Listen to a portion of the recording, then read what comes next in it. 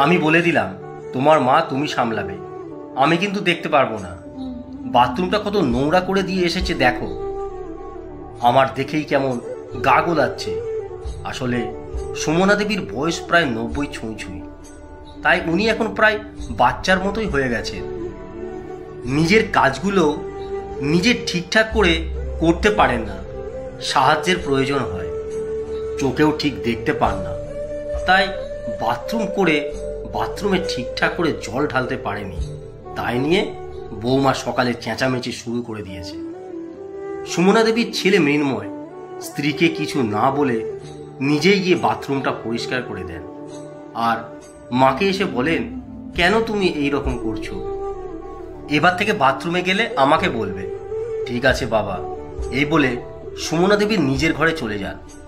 এরপর আস্তে আস্তে সুমনা দেবী বার্ধক্যজনিত কারণে শয্যাশায়ী হলেন। উনি এখন আর বিছানা ছেড়ে উঠতেও পারে না। খাওয়া দাওয়া থেকে শুরু করে সবকিছুই বিছানাতেই করেন। এইদিকে সুমনা দেবীর বৌমা কোনো সময় আর শাশুড়ির ঘরে যেতেন না। ও সমস্ত দেখাশোনা ওনার ছেলেই করতেন। একদিন হলো কি, মৃন্ময় বাবুর কিছু কাজ আছে বলে উনি বাইরে গেলেন এবং স্ত্রীকে বললেন মায়ের একটু খেয়াল রাখতে, যতক্ষণ না উনি বাড়ি ফিরে আসেন। মৃন্ময় বাবুর স্ত্রী অনিচ্ছাকৃত থাকা সত্ত্বেও বললেন, ঠিক আছে আমি দেখে রাখবো, তুমি তাড়াতাড়ি বাড়ি ফিরে এসো। এরপর দুপুরে খাবার নিয়ে শাশুড়ির ঘরে গেল। ঘরের মধ্যে ঢুকে বললেন, মা গো, কি গন্ধ ঘরটা, আমি কি করে এখানে বসবো? আমি পারবো না।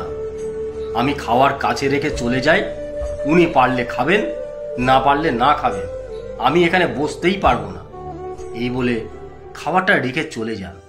আর তখন সুমনা দেবী ঘুমোচ্ছিলেন, তাই বৌমা যে ঘরে এসেছিল বুঝতে পারলেন না।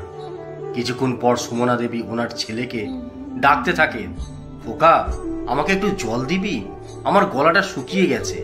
খোকা খোকা, কোনো উত্তর আসে না।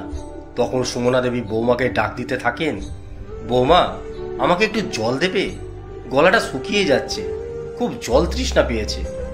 বৌমা বৌমা, উনি ডাকতে ডাকতে ক্লান্ত হয়ে গেলেন। এরপর মৃন্ময় বাবু বাড়ি এসে মায়ের ঘরে গিয়ে দেখেন মায়ের খাওয়াটা তখনও পড়ে আছে, আর মা ইশারা করে বলছেন একটু জল খাবেন বলে। মৃন্ময় বাবু খুব তাড়াতাড়ি করে মাকে জল খাওয়ালেন। জলটা খাবার পর সুমনা দেবী তার ছেলের গায়ে হাত বোলাতে বোলাতে শেষ নিঃশ্বাস ত্যাগ করলেন। মৃন্ময় বাবু তখন মা মা বলে চিৎকার করে কান্না করতে থাকে। মৃন্ময় বাবুর স্ত্রী কান্নার আওয়াজ শুনে দৌড়ে শাশুড়ির ঘরে গেলেন। স্ত্রীকে দেখে মৃন্ময় বাবু বললেন, তোমাকে আমি একটা বেলা আমার মাকে দেখে রাখতে বলেছিলাম, তুমি আমার মাকে শেষ খাওয়াটাও খেতে দিলে না। এত নিষ্ঠুর কি করে হতে পারলে তুমি? তুমি না মা, তোমারও সন্তান আছে, মেয়েরা নাকি মমতাময়ী।